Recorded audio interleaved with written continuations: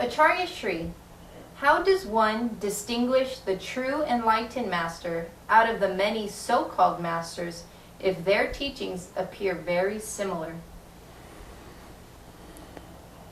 It is very difficult to answer this question, but it is marvelous. On the surface, all the enlightened masters, even they are very rare, and all the other masters which look alike them, maybe they dress similarly, white clothes, white robes, or the orange robes, or the red robes, like swamis. So, but let me tell you, wearing robes, white, yellow, red, doesn't make a person swami or enlightened one.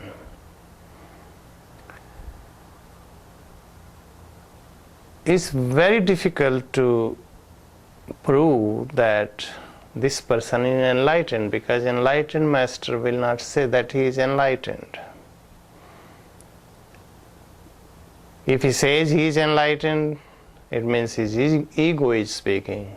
When he doesn't say it, he is not enlightened, he is not telling the truth. So people are confused, because on the surface also, the real enlightened master's teachings and the other teachers' teachings seems to be similar too. They all teach about love, compassion, non-violence, or harmony, peace, joy, happiness, prosperity. But the real enlightened master is little different. It may has grown up his hair or his beard or not. That is not the question. It can be very simple man or simple lady. Even people will walk by, they will not even notice that we pass the enlightened master. Because enlightened master doesn't claim or declare or go telling people, hey, I am enlightened. But people who will come to visit the enlightened master, they will feel a peace, they will feel harmony. Even, I will tell you, even the animal kingdom, if they will pass, they will across that kind of enlightened master, they will even forget their birth enmity towards other creatures. Like a snake and mongoose, they have by birth enmity. If they see, they will kill each other. But when enlightened master is passing, they might forget their enmity. That's what it happened. And where their enlightened master passes, there are few things bound to happen. It will happen. If there is a drought, there will be something will happen.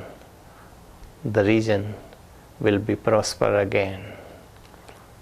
Or if something disaster there, it still be where there is enlightened master, will be very little effect or no effect at all.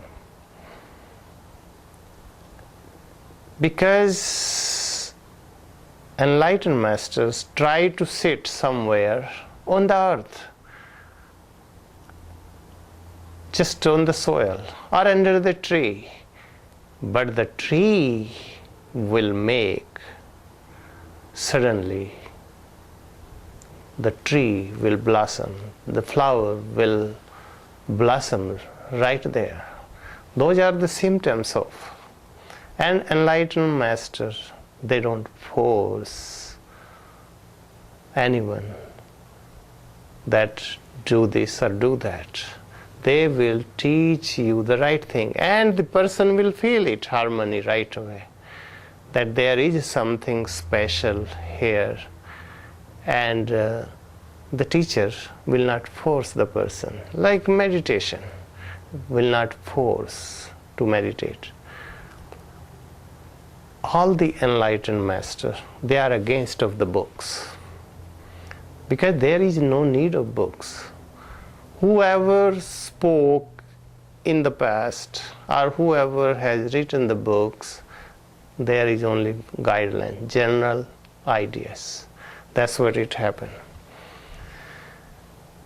Because the enlightened master, all these things comes by itself, because soul has infinite power.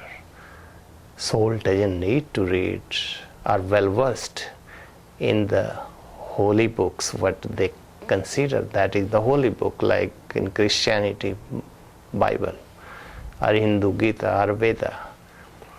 They know that someone has written those books, and they were good for that period of time. They might have some value still for the society, but for the spirituality, if they mention in that book for the spiritual growth, then they are still has value. With the enlightened masters, you have to react. That is the first thing. Because the other fake enlightened masters, they don't let you react. They will stop you right away. They will dominate you fully, because they consider they are the king of kings, they are the guru of gurus, they are the master of masters. That's what they consider. Enlightened master, if a child come, he might play with the child. He might play with the other, even animals, with the trees, with the garden. The enlightened master doesn't hesitate to sit on the floor. But the guru of guru, they will sit on the golden chair. They have their own preference. Their ego is so big. Enlightened master, they don't have ego. They don't get affected by. If somebody shout on them, no effect. But you can try to shout on the fake gurus. They will going to kill you. You will see it already. In my childhood, I used to go to find the real enlightened master. And I used to play a trick. A trick is, let's see if this saint or this so-called swami, so-called guru has anger even. I will ask something, I will say that kind of word that swami becomes angry, and I will laugh. Because I know that he is not a real one. He's angry. And I said, you left your family, you left your friends, you left all these, your house, belongings, and you still carrying the anger with you? So it is difficult. All these so-called enlightened masters, their teachings are based on the books. They will quote from the books. Enlightened master, real one, they need a book. Even though they wear, according to the society, maybe white robes or orange robes or red robes, it doesn't make any sense. But robes doesn't make them enlightened one. Enlightened one is self-realized. The soul has infinite knowledge, infinite knowing. It comes. The more he tells, the more it will come, and never ending. Infinite knowing. And the people will grow tremendously in his or in her company.